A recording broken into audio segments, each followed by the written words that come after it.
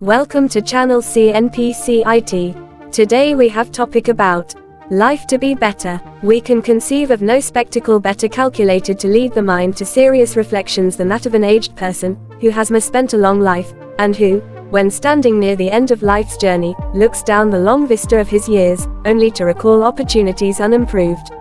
Now that it is all too late, he can plainly see where he passed by in heedless haste the real gems of life, in pursuit of the glittering gewgaws of pleasure, but which, when gained, like the apples of Sodom, turned to ashes in his very grasp. What a different course would he pursue would time but turn backwards in his flight, and he be allowed to commence anew to weave the tangled web of life. But this is not vouchsafed him. Regrets are useless, save when they awaken in the minds of youth a wish to avoid errors and a desire to gather only the true jewels of life. Life, with its thousand voices wailing and exulting, reproving and exalting, is calling upon you. Arouse, and gird yourself for the race. Up and onward, and, waking, be awake to sleep no more, not alone by its ultimate destiny, but by its immediate obligations, uses, enjoyment, and advantages, must be estimated the infinite and untold value of life. It is a great mission on which you are sent. It is the choicest gift in the bounty of heaven committed to your wise and diligent keeping, and is associated with countless benefits and priceless boons which heaven alone has power to bestow.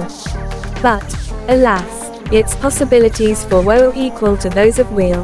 It is a crowning triumph or a disastrous defeat, garlands or chains, a prison or a prize. We need the eloquence of Ulysses to plead in our behalf, the arrows of Hercules to do battle on our side. It is of the utmost importance to you to make the journey of life a successful one. To do so you must begin with right ideas. If you are mistaken in your present estimates, it is best to be undeceived at the first, even though it cast a shadow on your brow. It is true that life is not mean, but it is grand. It is also a real and earnest thing. It has homely details, painful passages, and a crown of care for every brow. We seek to inspire you with a wish and a will to meet it with a brave spirit. We seek to point you to its nobler meanings and its higher results. The tinsel with which your imagination has invested it will all fall off of itself so soon as you have fairly entered on its experience. So we say to you, take up life's duties now, learn something of what life is before you take upon yourself its great responsibilities. Great destinies lie shrouded in your swiftly passing hours. Great responsibilities stand in the passages of everyday life. Great dangers lie hidden in the bypaths of life's great highway. Great uncertainty hangs over your future history. God has given you existence, with full power and opportunity to improve it and be happy. He has given you equal power to despise the gift and be wretched. Which you will do is the great problem to be solved by your choice and conduct. Your bliss or misery in two worlds hangs pivoted in the balance. With God and a wish to do right in human life, it becomes essentially a noble and beautiful thing. Every youth should form at the outset of his career the solemn purpose to make the most and the best of the powers which God has given him, and to turn to the best possible account every outward advantage within his reach. This purpose must carry with it the assent of the reason, the approval of the conscience, the sober judgment of the intellect. It should thus embody within itself whatever is vehement in desire, inspiring in hope, thrilling in enthusiasm, and intense in desperate resolve. To live a life with such a purpose is a peerless privilege, no matter at what cost of transient pain or unremitting toil. It is a thing above professions, callings, and creeds. It is a thing which brings to its nourishment all good, and appropriates to its development of power all evil. It is the greatest and best thing under the whole heavens. Place cannot enhance its honor, wealth cannot add to its value. Its course lies through true manhood and womanhood, through true fatherhood and motherhood, through true friendship and relationship of all legitimate kinds, of all natural sorts whatever. It lies through sorrow and pain and poverty and all earthly discipline. It lies through unswerving trust in God and man. It lies through patient and self-denying heroism. It lies through all heaven-prescribed and conscientious duty, and it leads as straight to heaven's brightest gate as the path of a sunbeam leads to the bosom of a flower. Many of you today are just starting on the duties of active life. The volume of the future lies unopened before you. Its covers are illuminated by the pictures of fancy, and its edges are gleaming with the golden tints of hope.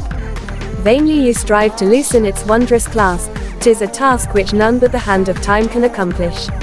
Life is before you, not earthly life alone, but life, a thread running interminably through the warp of eternity. It is as sweet as well as a great and wondrous thing. Man may make life what he pleases and give it as much worth, both for himself and others, as he has energy for. The journey is a laborious one, and you must not expect to find the road all smooth. And whether rich or poor, high or low, you will be disappointed if you build on any other foundation. Take life like a man, take it just as though it was as it is, an earnest, vital, essential affair. Take it just as though you personally were born to the task of performing a merry part in it, as though the world had waited for your coming. Life for something, and for something worthy of life and its capabilities and opportunities, for noble deeds and achievements. Every man and every woman has his or her assignments in the duties and responsibilities of daily life. We are in the world to make the world better, to lift it up to higher levels of enjoyment and progress, to make the hearts and homes brighter and happier by devoting to our fellows our best thoughts, activities, and influences.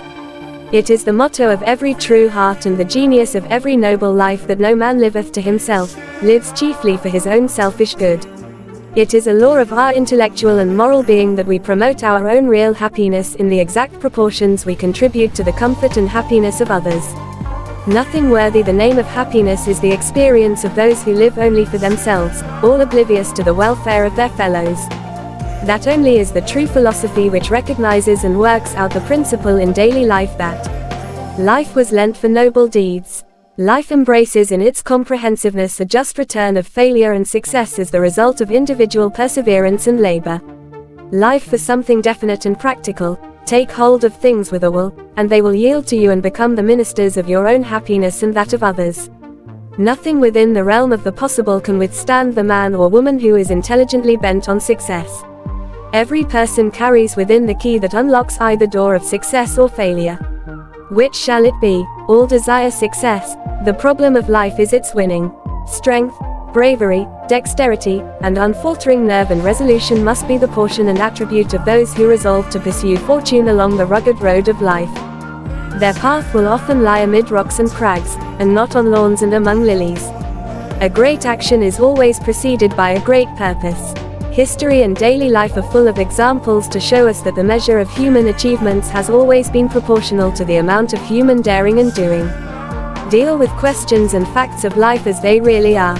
What can be done, and is worth doing, do with dispatch. What cannot be done, or would be worthless when done, leave for the idlers and dreamers along life's highway.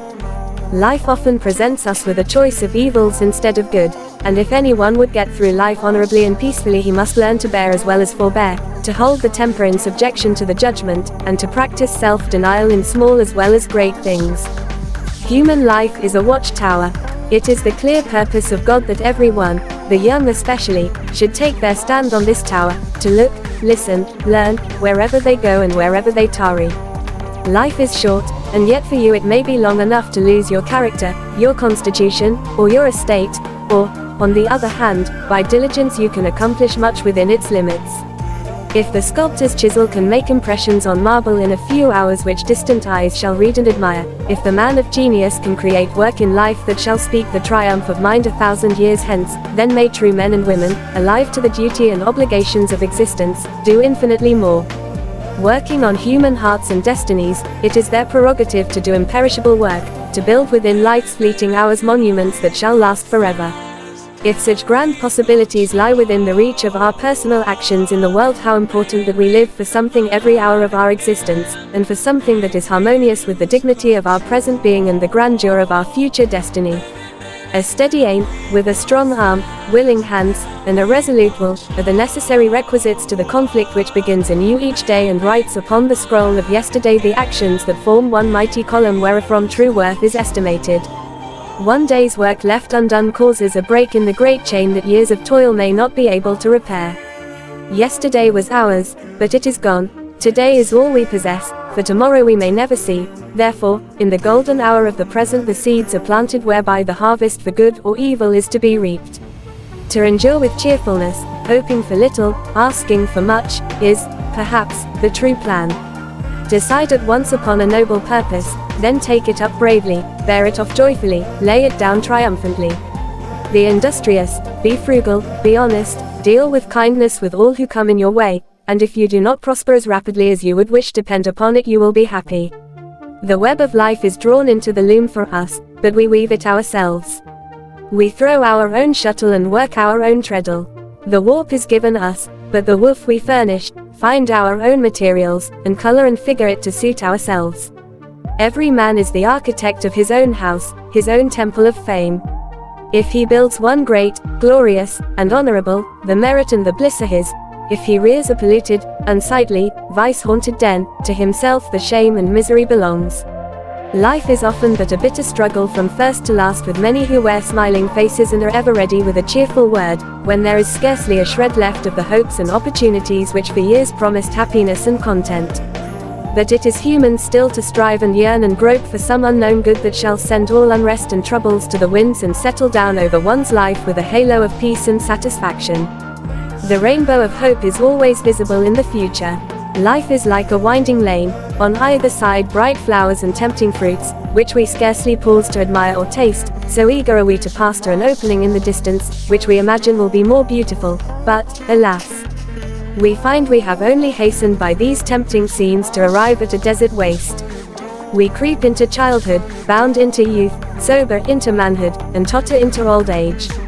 But through all let us so live that when in the evening of life the golden clouds rest sweetly and invitingly upon the golden mountains, and the light of heaven streams down through the gathering mists of death, we may have a peaceful and joyous entrance into that world of blessedness, where the great riddle of life, whose meaning we can only guess at here below, will be unfolded to us in the quick consciousness of a soul redeemed and purified.